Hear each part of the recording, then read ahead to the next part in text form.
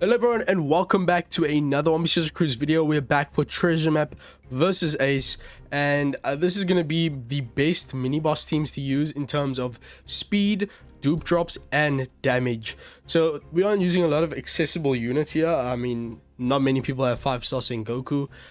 We also need the Garb ship with max mod for this team. There is a way to get around it though. You'll just lose a bit of speed and damage. And then we have teams here using Nami and Karina as their 5-star form, 6-star Sengoku, so you need both unevolved and evolved Sengoku. We're using very interesting units like this Perona here with the Kuma support. On this team here, we're using the evolved Nami and Karina, so once again you need both the 5-star and 6-star form. We're also using unevolved Toki, and then on this team, the evolved Toki. And we're also using Kikunojo and Izo. As well as supports like Roger to give us cooldown and -2 cooldown ships. So it's very inaccessible, but if you want to get the most out of your time, these are the best teams for you to use. So let's get straight into it. I will actually be going into one of the quests just to test out the speed so you guys can see exactly how fast these specials are going to activate. But let's start off with Teach. This is actually probably my favorite team here. Garp and Frankie just work so well together. The Garp ship, I mean. So on this team, we're using Opera, who is the fastest wave clearer in One Piece Treasure Cruise, alongside the Dex Akainu, double special activation wave clear unit. Opera just activates so fast and his cooldown is really low, so he's a great option. We need to run 4 Sai units to get the attack and ore boost from Sengoku special. So Sai Opera is necessary, and make sure you are starting off in the Sai form of Usopp and Yasop. Now Frankie is great because he wave clears and he also gives us a 2-turn chain lock. The Garb ship will extend that chain lock to 3 turns, allowing us to carry it over until the final stage. Frankie usually has a cooldown problem because he's a 13-turn cooldown unit. Luckily he's boosted this treasure map, which also means his stats are also going to be very nice.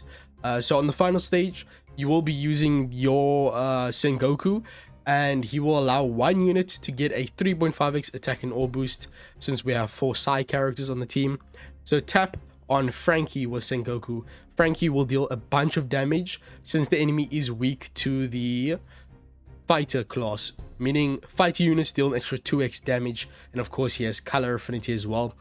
There's essentially no gimmicks here when you use Carrot. So Carrot allows you to go through the damage nullification and the 2-turn rainbow orb barrier, and then we also have to deal with unfavorable orbs, but luckily Sengoku also shuffles those away, so we will get matching orbs guaranteed. So overall, how this team works is stage 1 Opera, stage 2 Frankie, and then on the final stage just apply the attack and orb boost to Frankie with Sengoku's special.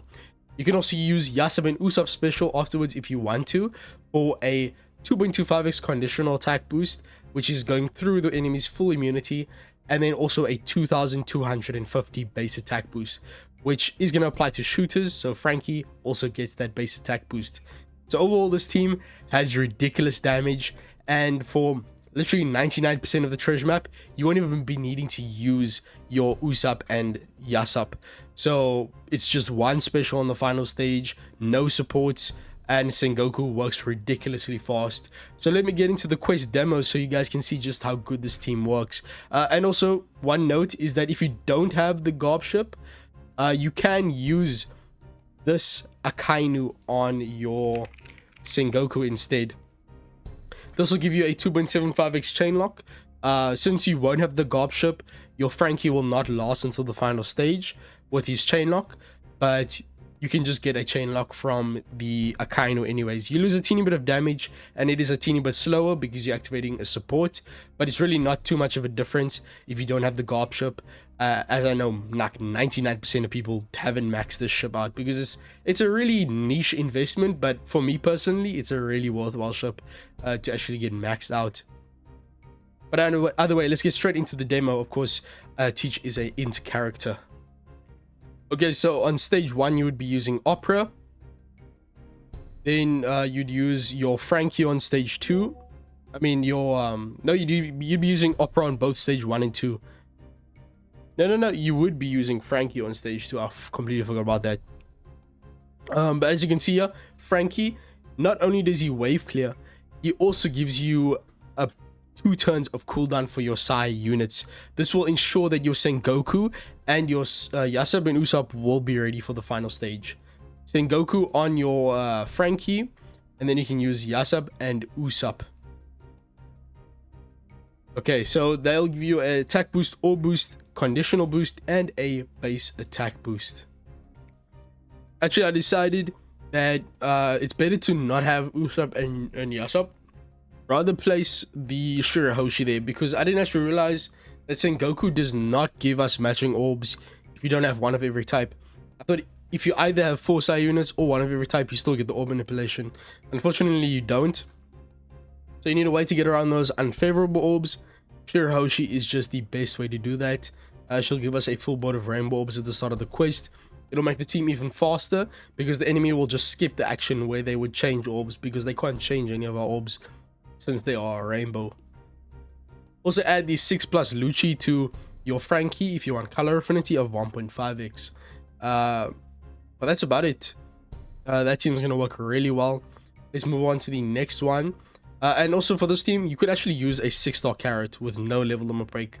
The team would still function. Less damage, of course, but it should still function for a very long time. So you definitely don't need any level limit break or super evolution.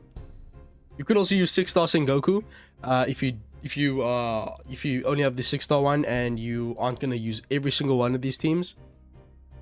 And if you're wondering about cooldown, don't be 13 turns of Sengoku goes down to 8 because he gets the cooldown from the quest, down to 4 because he gets 4 turns of cooldown from the carrot captain abilities, down to 2 with sockets, and then down to 0 with Frankie's special, which gives you 2 turns of cooldown.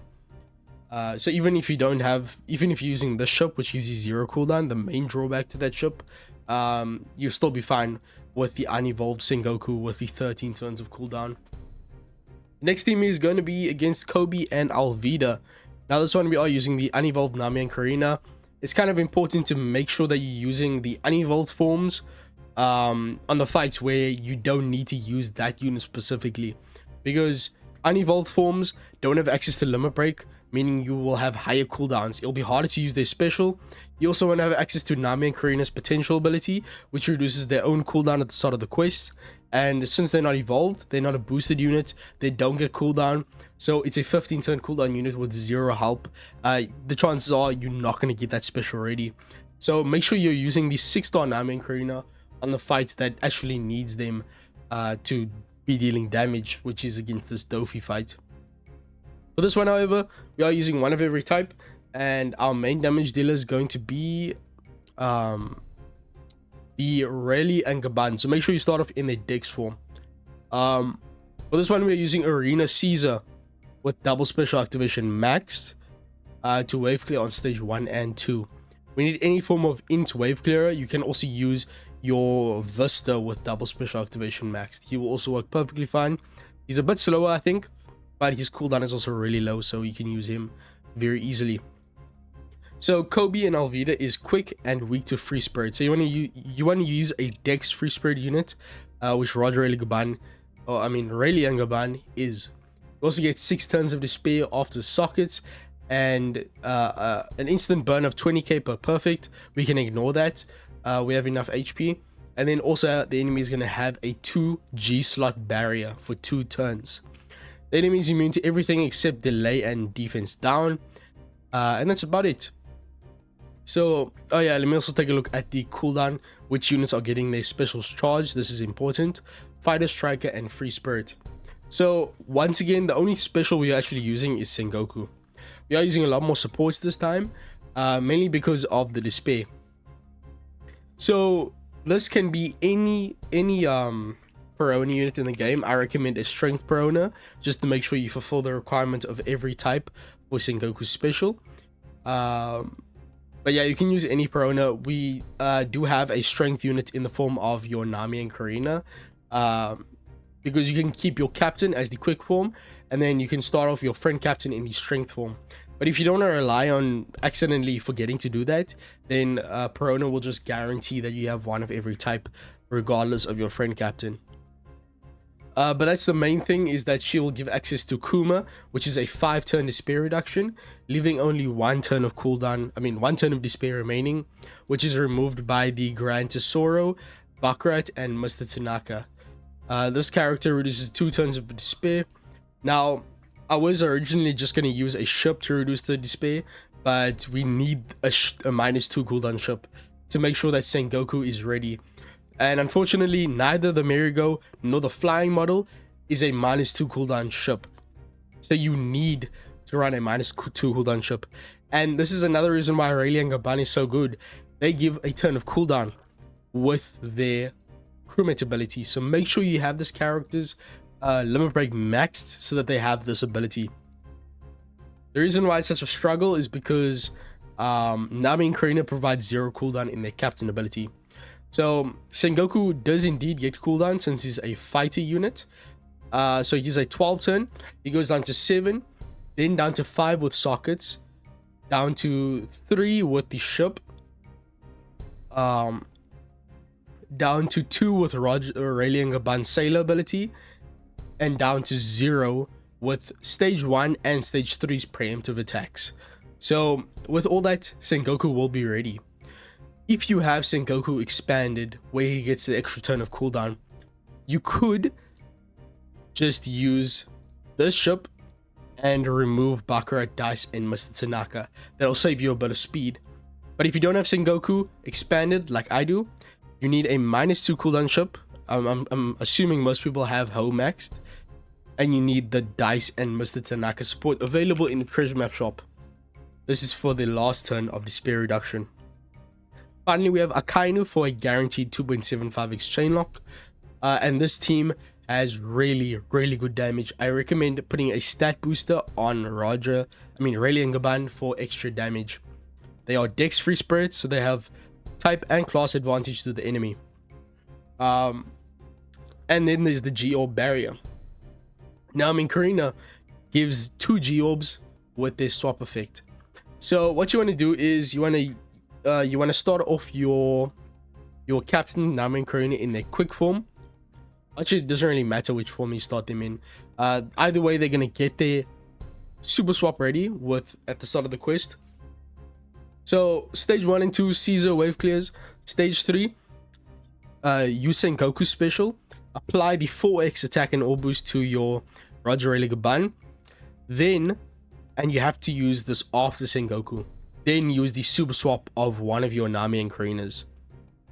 Actually, use the super swap of the Nami and Karina, who is your captain, because that'll change your adjacent characters into G-Orbs. This will give Rayleigh Gaban a G-Orb, which is made much stronger with this super swap effect. It also will give you a plus 800 base attack boost.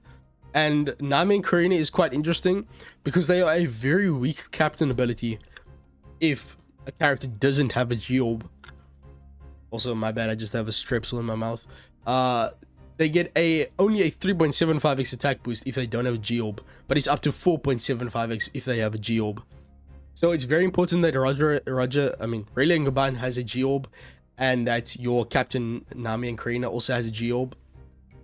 So what you want to do is, so stage 1 and 2 Caesar, stage 3 Sengoku on your Rayleigh and Gaban, and then finally use the super swap of your captain Nami and Karina to get a bunch of G-Orbs. Make sure that your Rayleigh and Gaban has a G-Orb, and then you can just tap on your one of your Nami and Karinas who has a G-Orb to start off the chain, and to use 1 orb on the barrier, and then tap on Rayleigh and Gaban.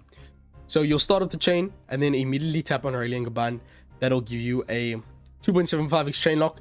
The G-Orb barrier will be broken, and Rayleigh and Gaban will be hitting like a truck with 4.75x attack multipliers from the captains, a plus 800 base attack boost, 2.25x orbs matching with the G-Orbs, a 2.75x chain lock, and a 4x attack and orb boost. Really strong team. And even though it sounds very complicated what I just said, as we go into the demo, you'll see how fast this actually works in practice. Okay, so this is how it's going to go. Stage 1, Caesar. As you can see, he's very fast. Stage 2, Caesar. And then on the final stage, Sengoku, Roger Gaban, and then Nami and Karina super swap. Tap, and then kill with Gaban. So that's a very easy way of seeing it, how it's going to work. Make sure you're using the super swap of your Nami and Karina's captain, because if you use the friend captain, then Rayleigh and Gaban will not get a G orb. So it's very important that you do it exactly like that. Let's get into the next team. This video is getting very long. We're only going through the mini bosses though, so this video shouldn't be going on for too long, maybe 25 minutes. Okay, so this next team here, I'm very happy about it. Nami and Karina are just really good for this quest because they have class and type advantage, and they also are going to be a boosted character with really good stats. So overall, they're just really good against this piece of content. Really, the only gimmick here is defense up, which is very hard to get around because it's 12 turns and there's a defense down immunity. What we are going to do here is we're going to use Zoro on stage 1.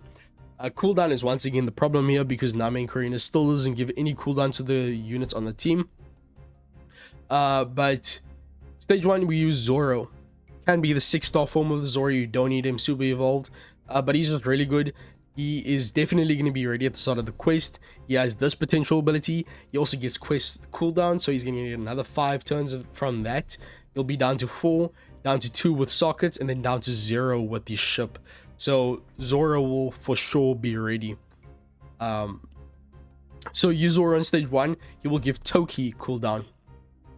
Stage 2, apply Toki effect to your captains. Use Kid-in-Law special for a chain boundary and a chain growth buff that will last until the final stage. It will activate since your captain is a cerebral unit, which fulfills Kid-in-Law's requirement. Kid-in-Law is a 13-turn cooldown unit, so once again, it's a character that would have a cooldown problem. But since we get 2 turns of cooldown from the Zoro, and then another turn, which is very important, from Shanks' film raid. This character gives another turn of cooldown, just like the Rayleigh and Gaban from the previous team. But not only is that his only function, he's also going to be a unit that is going to set the enemy's defense to 0 through full immunity. This will allow us to get around the defense up. He will also provide us with a buff to the orb boost from Toki's special, and then give us a 1.5x chain multiplicative buff. This will allow us our chain to start off at 3.7x as opposed to like 2.4x. So this is a very substantial effect, and also giving us the increase in the orb boost. So a very powerful special. And his activates really fast. I've used this guy before. His special is instant. You use it and then you can instantly start tapping. So he's literally going to be the only special you use on the final stage. And then you can use the super swap of your Nami and Karina captain. Since our captain is starting off in the strength form, which is very important, they will get the super swap ready. So use that on the final stage. That'll give you G orbs, which will allow you to get a lot higher multipliers and give you a base attack boost. So make sure your friend captain Nami and Karina starts off in the strength form, because you will only have that Nami and Karina being strength, because this Nami and Karina as your captain will be swapping into the quick form, meaning they won't have type advantage anymore, but your friend captain will still be dealing a lot of damage. Just make sure they are starting off in the strength form for type advantage. You'll once again see in the demo, and since Toki is not evolved, no expansion or anything like that, no limit break, she also needs an extra turn of cooldown to be ready on stage 2, which is why you need Raja's support. Irreplaceable. But that's about it for the team. Let's get into the demo. It's a very simple one. You need -2 cooldown ship. Okay, so pretending this is stage 1, we use Zoro. That will give us our cooldown. Make sure Kid-in-Law is ready. Use Toki on your captains, and then finally use Kid-in-Law to wave clear and give you a chain boundary and chain growth rate buff for 3 turns. And then on the final stage, 2 turns will have passed, allowing your Toki effect to go into play, allowing you to give a 3.5x attack and orb boost on your Nami and Karina. Finally, use Shanks for defense down and chain multiplicative buff, and then use your captain Nami and Karina for the G orbs, and your units will deal a huge amount of damage. Let me just quickly check here how much our Nami will actually deal. 56 million, and that's without. And look at that starting chain. We start off at a 4.4x chain. That's even better than I thought. She did 56 million without the stat boost from treasure map and without the advantageous class, which will take place in treasure map, which will give you an extra 2x damage. So really good stuff from this team. Either way, let's get into the final mini boss, which is against Crocodile and Miss All Sunday. Okay, so now we get into Buggy the Clown. The biggest problem with Buggy is, of course, damage. He is a very weak captain. 3x to cost 40 or lower units. So that means we can't use any legends. We can't use any treasure map units because those guys are like 55 cost. You can't use, of course, Saint Saturn. Either way, the big problem with Buggy is that he actually gives us an orb boost at the start of the quest that'll last until the final stage. The reason it's a problem is that it's only a 2x orb boost, so it's very weak.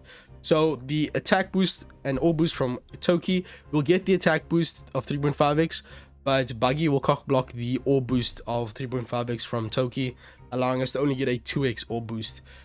No problem though, Big Mom comes to the rescue.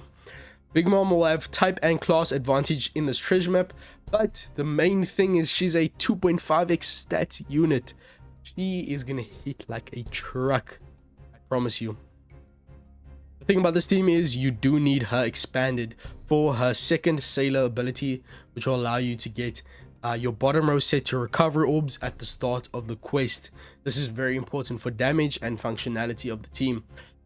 Okay, so how this is gonna work. Buggy, once again, no cooldown, so cooldown is always the problem with these teams that allow you to get more drops. You do need a -2 cooldown ship. Inaru does not need expansion. You do need the Roger support once again for cooldown. I recommend getting this maxed out. I think you might need it. Let me just quickly check. Driven and Shooter, I'm pretty sure he gets cooldown. Yeah, he gets cooldown, so you don't need that ability maxed. But stage 1, use Inaru. 2 tons of cooldown for our int and strength units, so Toki gets that.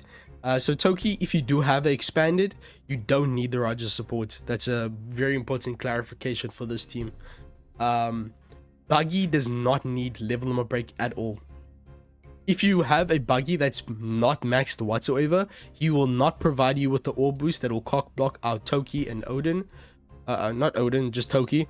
So you will get a stronger orb boost, but the captain's like Buggy will only be a 1.75x attack boost as a captain. So he will be a much weaker captain, but it kind of balances out. So it really won't affect your team too much if you don't have Buggy maxed. So stage 1, use Inaru. Stage 2, Toki, apply to the bottom row units. So our Inaru and our Big Mom. Mainly Big Mom is really important. Those guys will deal a lot of damage on the final stage. They will also have the guaranteed recovery orbs from the Big Mom Sailor ability. And those should be counted as matching. Let me just quickly check. You might actually need the one of these ships that give you a recovery orb counted as matching. I think you will need that actually. Yes, you will. So make sure you are using the Whale Sharks ship max needed for mod 2 for the cooldown. But that ship is going to allow you to get the recovery orbs counted as beneficial, which is really important. You could also use this ship, the Catapult. Nope, doesn't give you recovery orbs. So yeah, you need to use the Whale Sharks, unfortunately. Not very accessible. But on the final stage, oh yeah, and then after using Toki on the bottom row, use Kikunojo and Izo for wave clear and a chain lock. This character is going to be used on every single treasure map. Just such a great unit. Guaranteed cooldown. They will allow us to get a very strong chain lock for the final stage and a wave clear very fast. And then on the final stage, Big Mom herself is going to be really helpful to use. Now, as I said, we will have a bit of a weaker orb boost from Buggy's captain. But Big Mom accounts for this. She not only removes the damage reduction that the enemy has, the only other gimmick we have to worry about, but she will also give you a 2.25x color affinity and a conditional attack boost of 2.5x. The amount of damage you get from this unit is ridiculous. Let me just quickly take a look at the gimmicks. Yeah, so we have special bind and damage reduction. Toki effect allows us to get the attack boost, but also allows our Big Mom to negate the special bind, which allows her special to be used on the final stage. So this team, Flampe, you do need it. for enemy defense reduction. This will proc the conditional boost she provides in her special. The enemy is not immune to defense down, so Flampe works perfectly fine. So with this, let me look at all the damage effects we have. We have a 3.5x attack boost, a 2x orb boost, a 2.25x color affinity, a 2.5x conditional attack boost, class advantage, type advantage, a 3.5x chain lock from Kikunojo and Izo, and the 2.5x stats on Big Mom. Really good team. You can use 5-star Big Mom. She's also a 2.5x stats boosted. You can also use the 5-star plus version when you super evolve her. If you are using Big Mom on the final boss, then you can just use the 5-star version here, or use the 5-star plus version here and then use the 5-star version on the final boss. It's essentially two different 1.4x boosters. But either way, let's just quickly get into the demo so I can wrap up this video and you guys can move on with your lives and check out my separate videos which will have final boss and intrusion guides. But let's get into the quest. So yeah, you do need whale sharks to make sure those recovery orbs are counted as matching. Another thing I forgot to mention is that Big Mom is a cost 40 units, so she does get all of Buggy's effects, so don't worry about that. So stage 3, well, stage 1 in the actual treasure map, use Eneru, Toki to your bottom row, Kikunojo and Izo for wave clear and chain lock, and then finally use Big Mom, and you will be very happy to see how much damage you'll get. Since you'll have a recovery orb on Big Mom, you get access to the defense down conditional attack boost. Of course, in the actual quest, you don't get your orb shuffled, so you will still have a recovery orb at this point, and you will get a conditional boost in addition to your color affinity, with Flampe defense down to the enemy. So thank you guys for watching. If you have any questions about these teams, ask them down below. With all that being said, I'll see you guys in the next one. Peace, and I'm out. Make sure you check out my other videos.